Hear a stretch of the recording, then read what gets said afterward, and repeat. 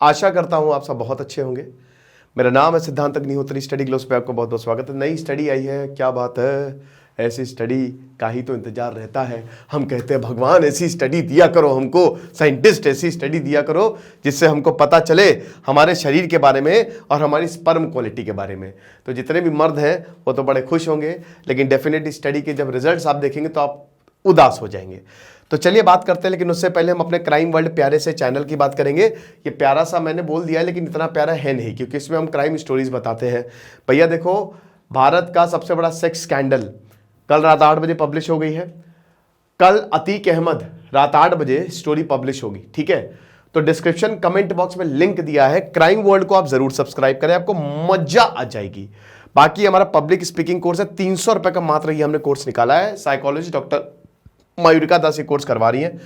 और हमारा अपना ऐप आया है दोस्तों, सेल योर बुक। इसमें आप अपनी सेकेंड हैंड बुक, जिसको हम अक्सर बेच देते हैं, फेंक देते हैं, इसको आप जरूर यहां पे इस ऐप के थ्रू बेच सकते हैं और खरीद भी सकते हैं। तो do check out link in the comment and description box.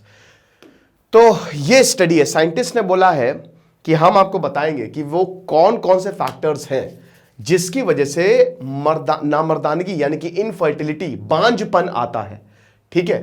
पहले के जमाने में यह होता था कि अगर बच्चा पैदा नहीं हो रहा है तो औरत को मारते थे, पीटते थे, तू चुड़ैल है, और औरत को बोलते थे कि तुम्हारी वजह से ही बांझपन आया है, हमारा बेटा तो सर्वगुण संपन्न है, वो तो पैदा ही, लोगों में 44 क्रोमोसोम्स होते हैं, उसमें 88 क्रोमोसोम्स हैं, तो वो तो पैदा ही देवी शक्तियों के साथ हुआ था, उसमें तो कोई कमी नहीं हो सकती। लेकिन बाद में जब चेकअप होता था तो भैया लो, वो जो देवी है ना वही लग गई उनकी। तो आप ये समझो कि यहां पे 50-50% चांस रहते हैं। 50% हो सकता है कि आदमी में प्रॉब्लम हो और 50% फीमेल में प्रॉब्लम हो। जिसमें भी प्रॉब्लम हो, आज तो खैर अर्बनाइजेशन ज्यादा है, शहरों में अब जो बच्चे हैं, ठीक है, जो लड़के हैं, वो अब इस बात को मान रहे हैं और वो चेकअप भी कराते हैं और वो प्रॉपर ट्रीटमेंट भी लेते हैं। देखिए, कुछ चीजें जो हैं वो ट्रीटमेंट से सही हो जाती हैं, राइट, लेकिन कुछ चीजों में थोड़ा सा लॉन्ग टर्म ट्रीटमेंट लगता है, बट चीजें सही हो जाती है अल्टीमेटली। अब चीजें सही रहें, आपका बच्चा बढ़िया तंदुरुस्त पैदा हो, तो उसके लिए आपको कुछ चीजें करनी है, ये भी साइंटिस्ट यहां पे बताते हैं। तो जो सेमेल्विस यूनिवर्सिटी है, वैसे आपको बता दो कि मैंने स्पर्म मोटिलिटी पे भी लेक्चर बनाया था, बड़ा अच्छा उसका रिस्पॉन्स रहा था, तो आप जरूर देखिएगा। तो Semmelweis University Budapest is the capital of European nation Hungary. तो यहां पे इन्होंने स्टडी की है और इन्होंने क्या बताया है, इन्होंने ये बताया है कि भैया पॉल्यूशन, PM2.5 जो हम सांस लेते हैं हमारे फेफड़ों में चिपक जाता है, ठीक है। ये जो इतना पॉल्यूशन हो रहा है इसमें तो आप कुछ कर नहीं सकते। आप समझिए कि दिल्ली में कभी कभी इतना पॉल्यूशन हो जाता है कि डेली आप 20 सिगरेट पी रहे हो, आपको पता भी नहीं है, ठीक है। तो एक तो पॉल्यूशन बहुत बड़ा कारण है, जो पानी, वाटर पॉल्यूशन में सब आ गया, सिर्फ एयर पॉल्यूशन ही, वाटर पॉल्यूशन भी आ गया, नॉइज पॉल्यूशन भी आ गया, एयर पॉल्यूशन भी आ गया। फिर उसके बाद स्मोकिंग, जो आप सिगरेट पीते हो। अजीब बात है कि यहाँ पे अल्कोहल को इंक्लूड नहीं किया गया है, हालांकि डीएनए फ्रैगमेंटेशन में अल्कोहल भी एक बहुत बड़ा रोल प्ले करता है, बट यहां पे अल्कोहल को स्टडी ने बताया कि वो इतनी बड़ी दिक्कत नहीं है। 27,000 सैंपल्स लिए गए और ये यूनिवर्सिटी बताती है कि सबसे बड़ा अभी तक मेटा डेटा है। तो एक तो स्मोकिंग, अगर आप सिगरेट पी रहे हो तो भी आपका डीएनए खराब हो सकता है। फिर वेरियोसील, वेरियोसील क्या होता है, आपकी जो अंडकोश टेस्टिस होता है ना, जो स्क्रोटम होता है, स्क्रोटम के अंदर टेस्टिस है, उसके ऊपर लंप आ जाए, ठीक है, गांठ टाइप की आ जाए, चेक करते रहिएगा भैया, कहीं ऐसा तो नहीं है, वो बहुत डेंजरस होता है, ये बाद में कैंसर का भी रूप ले सकता है। तो वेरियोसील यानी कि अगर टेस्टिस में कोई भी दिक्कत हो वो भी प्रॉब्लम क्रिएट करता है। फिर उसके बाद डायबिटीज, यस, अब डायबिटीज क्यों होती है, डायबिटीज होती है आपके ऊल जलूल खानपान से, स्ट्रेस से, हद से ज्यादा शुगर इनटेक से, इनसे बचे। फिर टेस्टिकुलर ट्यूमर्स, भाई जाहिर सी बात है, स्पर्म जो है वो आपका टेस्टिस प्रोड्यूस करता है, राइट, ठीक है, और टेस्टोस्टेरोन हार्मोन बड़ा इंपॉर्टेंट रहता है स्पर्म की प्रोडक्शन में, ठीक है। और टेस्टोस्टेरोन वैसे मसल बिल्डिंग में भी एक बहुत ही इंपॉर्टेंट हार्मोन होता है, जिसको मेल हार्मोन बोला जाता है। फीमेल हार्मोन क्या है वो मुझे कमेंट बॉक्स में आप बताओ। और उसके बाद एज, इन सबका बड़ा जबरदस्त इफेक्ट होता है स्पर्म सेल्स पे, जो स्पर्म के सेल्स होते हैं ना, उन पे बहुत ही ज्यादा इंपॉर्टेंट असर होता है। There are 22 chromosomes, pair of chromosomes, और जो 23rd होता है वो सेक्स क्रोमोसोम्स होता है, ठीक है, वो डिफाइन करता है XXXY, आपने सुना होगा, वो डिफाइन करता है कि लड़का होगी या फिर लड़का होगा।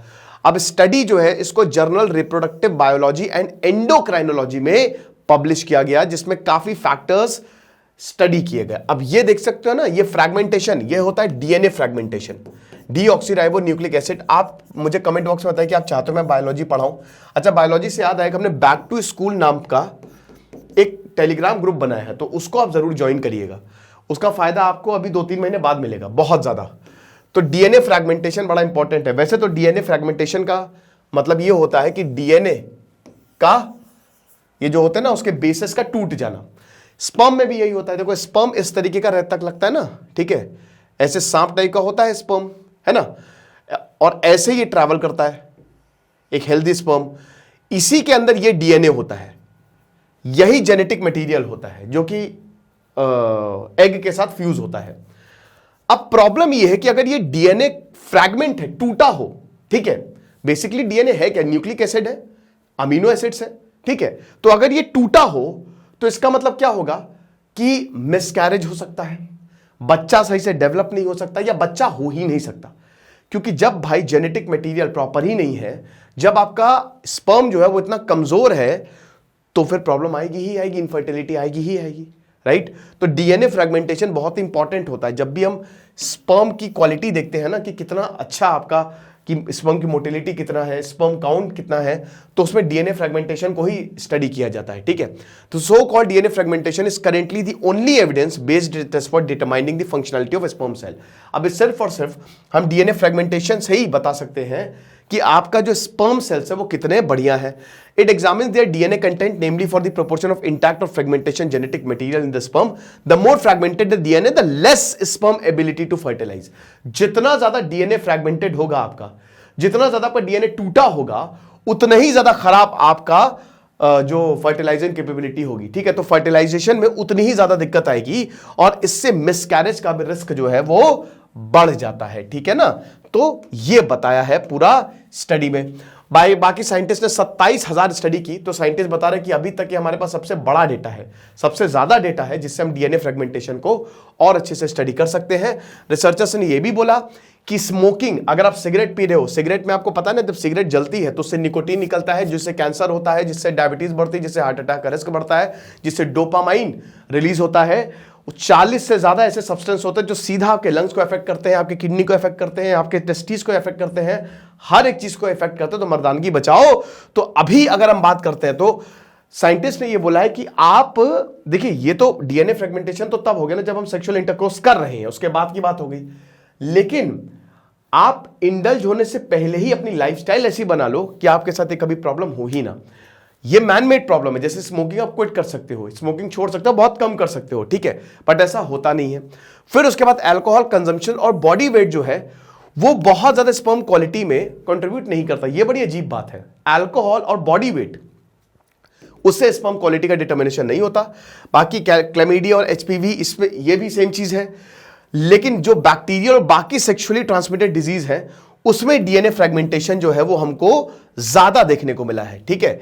ये अब उसके बाद इसमें स्मोकिंग का भी बताया गया है कि अगर कोई स्मोक करता है तो 90%, बहुत अगर कोई हैबिचुअल स्मोकिंग है तो 90% चांसेस है कि उसका डीएनए जो है वो गड़बड़ निकलेगा, डीएनए फ्रैगमेंट होगा, ठीक है। ये चीज है। तो smoking I think is the biggest risk in fertility.